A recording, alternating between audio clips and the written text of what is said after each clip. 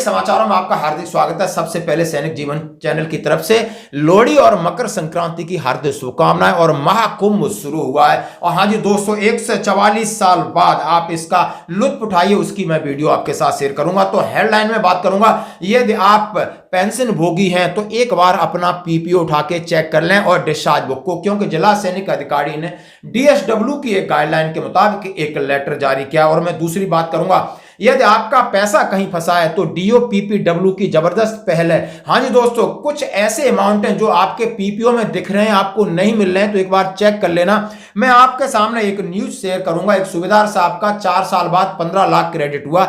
एक नायब सूबेदार साहब अभी भी कल कॉल कर रहे हैं, 2022 में रिटायर्ड हुए हैं, लेकिन पैसा नहीं मिला है। और दोस्तों मैं बात करूंगा, एफबीए की कल लंबी मीटिंग चली, आखिर उसमें क्या निकल के आया। और मैं बात करूं, जवानों को 8,500 प्रति माह युवा उड़ान योजना के तहत, और कल यानी मकर संक्रांति के साथ वेटरन्स डे भी है और उसकी कैसी हैं तैयारियां। तो खबर करते विस्तार से, सबसे पहले आप देखिए महाकुंभ की एक झलक। हाँ जी दोस्तों,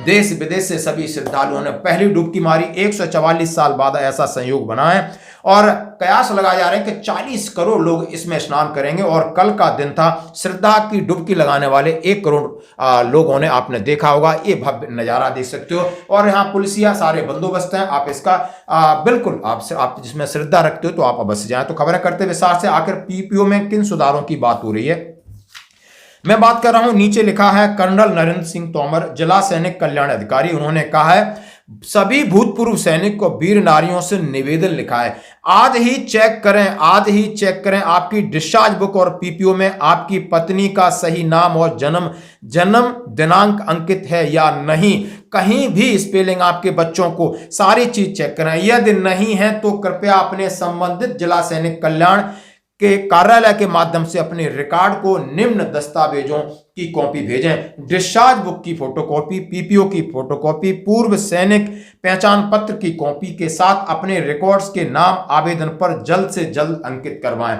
अगर आपकी पत्नी का नाम जन्म दिनांक के साथ डिस्चार्ज बुक तथा पीपीओ में है तो उनके पेंशन 1 या 2 महीने के अंदर ही ट्रांसफर हो जाती है।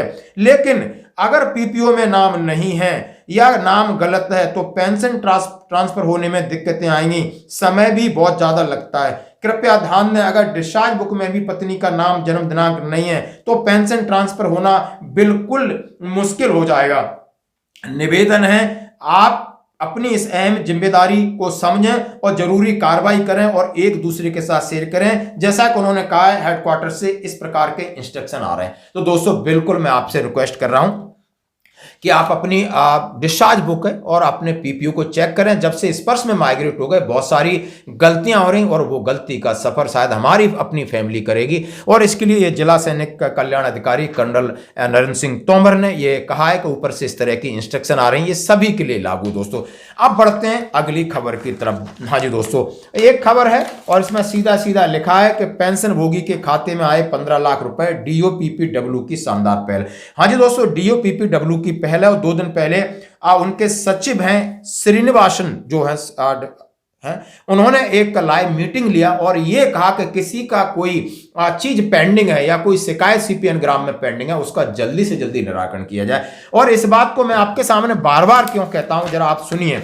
मैं कह रहा हूं नायब सूबेदार राम निवास और जो रिटायर्ड हुए 2022 में, और उनको कम्यूटेशन इसमें पीपीओ में दिख रहा है 17,85,900, लेकिन पेड नहीं हुआ अभी तक, और ईएमआई कट रही है, पेड नहीं हुआ है। और आप देख सकते हो इतनी समस्या, अब उसके लिए लगातार लड़ाई लड़ रहे हैं। कल हमारी बात हुई और ऐसा ही मामला है श्री पवन कुमार, इन्होंने सीपीएन ग्राम पोर्टल पर ये शिकायत डाली थी और शिकायत डालने का मतलब था कि उन्हें 14,98,000 रुपए जो पेंशन का रिफ्लेक्ट तो किया है पीपीओ में, लेकिन मिल नहीं रहा था। इसीलिए इसके लिए उन्होंने लगातार 4 साल से कोशिश कर रहे थे। यानी कांगड़ा के रहने वाले 4 वर्षों तक लंबित पेंशन कम्यूटेशन की राशि का भुगतान इतना रुपए हुआ है। यानी जैसा हम समझ सकते हैं कि कम्यूटेशन की एक राशि 50% हम कराते हैं और वो हमें मिलती है, कहीं ना कहीं किसी न किसी कारण से कोई एलएमसी या कुछ ऑडिट में फंस जाता है तो आपके पीपीओ में तो वो दर्शाई जाती, लेकिन आपको खाते में नहीं आती, और खाते में उसको लाने के लिए किस तरीके से पापड़ बेलने पड़ते हैं, जैसा कि उन्होंने कहा है कि श्री पवन कुमार ने 20 अक्टूबर 2022 को सीपीएन ग्राम पोर्टल पर अपनी शिकायतें दर्ज कराई, पीसीडीए में कॉल किया, पीसीडीए ने यह शिकायत बंद भी कर दी, लेकिन इसके बाद अभी जो सीपीएन ग्राम सिस्टम चल रहा है, डीओपीपीडब्ल्यू की भूमिका, उसके साथ उन्होंने पूरा निष्कर्ष निकाला, इनके रिकॉर्ड, इनके पीयूआर और पीसीडीए से इनका लाइजन करके इनके खाते में 14,98,000 रुपए क्रेडिट हुए। दोस्तों ये थी बड़ी पहल। अब मैं बात करूंगा, हाँ जी दोस्तों, एफबी यानी फेडरेशन ऑफ वेटरन एसोसिएशन की कल आगरा में मीटिंग थी और सबको इंतजार है, जैसा हम सभी जानते हैं 150 से ज्यादा सैनिक संगठन इनके साथ जुड़े हैं और आज एजिटेशन का समय है दोस्तों। क्यों समय है कि आरओपी 3 के इंप्लीमेंट के बाद बहुत सारी चीजें, जैसे कि हमारी इनसे सीधी बात हुई कि आपको इसके साथ ध्यान रखना होगा कि 8वें वेतन आयोग की का जो फैक्टर है इसके ऊपर भी आपको नजर रखनी होगी। आरओपी 1 सर्कुलर नंबर 555-666, इसके बाद आरओपी 3 इंप्लीमेंट हुई।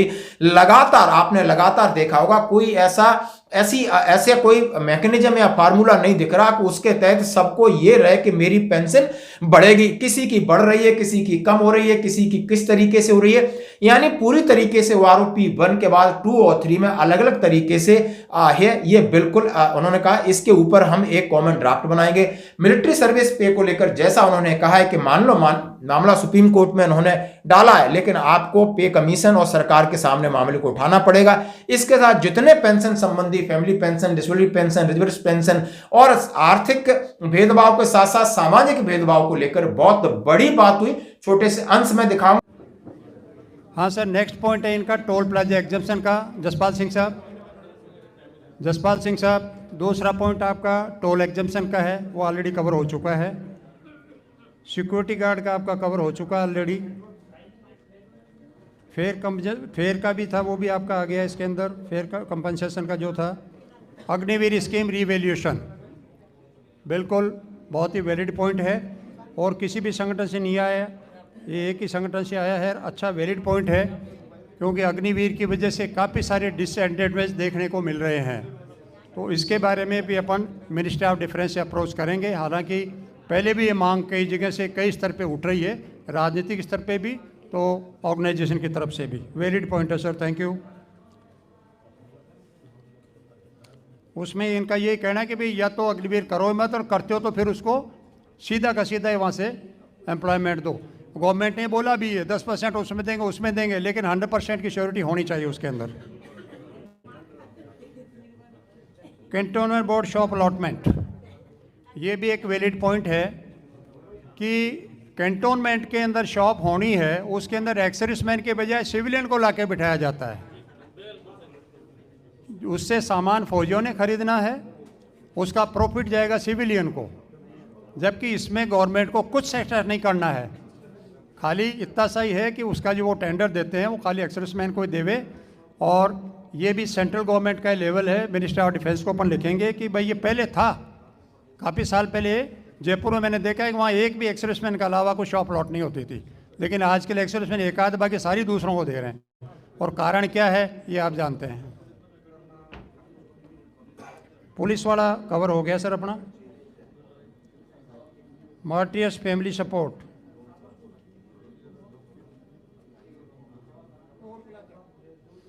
कि जो भी शहीद के परिवार हैं उनको पूरा सपोर्ट मिलना चाहिए। बहुत ही अच्छे वैलिड पॉइंट आपने दिए हैं। और इनसे सीधी वार्ता के लिए मैं अर्जुन सिंह राठौर साहब को आज सवेरे ही मैंने मैसेज कर दिया। सर आप जैसे ही फ्री होते हैं तो आप आपके सभी दर्शक ये जानना चाहते हैं कि आखिर इतना बड़ा मंथन किया आपने, और मंथन से निकला क्या। दोस्तों ये जरूर दिखाऊंगा आपको। अब मैं बात करूंगा 14 जनवरी, हाँ जी दोस्तों, कल वेटरन्स डे, और बरेली में किस तरह तैयारी है, ग्वालियर में तैयारी है, सबको इन्विटेशन आया है।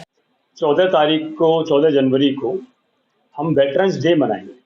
वेटरन्स डे भारतीय सेना, जिसमें तीनों सशस्त्र सेनाएं आती हैं, आर्मी, नेवी और एयरफोर्स, ये हमारे जो भूतपूर्व सैनिक, गौरव सेनानी हैं, हमारी वीर माता हैं, वीरांगना हैं, और जो उनके परिवारों से जो एनओकेन, एक्सट्रोकेन हैं, उन सबको एक तरह से सम्मान करने का हमारा ये दिन है। जिस दिन हमारी कोशिश ये रहती है कि जो उन्होंने अपने देश के लिए और या भारतीय सेनाओं को जो अपने जीवन दान दिया है, या उन्होंने जो योगदान दिया है, हम उन्हें बुला करके एक साथ मिल सकें और उनको सम्मानित कर सकें। इस वेटरन्स डे का खास मकसद यही है कि हम अपने पुराने लोगों से, उनकी अपने दोस्तों, सबसे कम्युनिटी से मिलें और उन्हें ये एहसास दिलाएं कि भारतीय सेना में जो उन्होंने अपने गौरवशाली दिन दिए हैं, वो यूनिटें, वो सेना आज भी अपने वेटरन्स को याद रखती है और उनकी सेवाओं को हमेशा याद रखती रहेगी। तो इसका लगभग कितने लोगों को सम्मानित किया जाए? देखिए, हम लोगों ने उस दिन तकरीबन हम 1000 के करीब लोगों को, उम्मीद है कि हमारे 1000 के करीब वेटरन्स यहाँ पर आएंगे और हमने अभी तक जो अपने सम्मान काउंट में बनाया है उसमें हम 20 से 22 लोगों को सम्मानित करेंगे, जिसमें हमारी कुछ 1965 की वीरांगना है, वीर नारी हैं, कुछ जो हमारे 12-13 ऐसे लोग हैं जिन्होंने कि जम्मू कश्मीर में या बहुत सारी अलग अलग हादसों में जिन्होंने वीरगति पाई है, वो है। 1-2 हमारे ऐसे बुजुर्ग वेटरन हैं जो बेचारे हमारे साथ में तकरीबन कहते हैं कि 100 साल के आसपास जिनकी उम्र होने वाली है, तो हम उन्हें भी एक सम्मान देना चाहते हैं जिससे कि हमें याद रहे कि आगे अपना उनकी शुभकामनाएं हमें मिलती रहें। और कुछ इस चीज़ में हमने कुछ जो हमारे वेटरन जो समाज सेवाओं से जुड़े हुए हैं, हमारी कोशिश है कि हम उन्हें भी सम्मानित करें। तो कुल मिलाकर के हम 20 से 22 वेटरन्स वीरांगनाओं को उस दिन सम्मानित करने की कोशिश करेंगे। कब होगा कार्यक्रम? ये 14 जनवरी 2025 को जाट रेजिमेंटल सेंटर बरेली में होगा, जिसकी सूचना मैं आप सबसे अनुरोध करूंगा कि अपने तरह तरह के चैनलों से, अपने माध्यम से, आप सोशल मीडिया के माध्यम से जो भी है उस तरह से इसको ज़्यादा से ज़्यादा वेटरन्स और उनके परिवारों तक पहुँचाएं।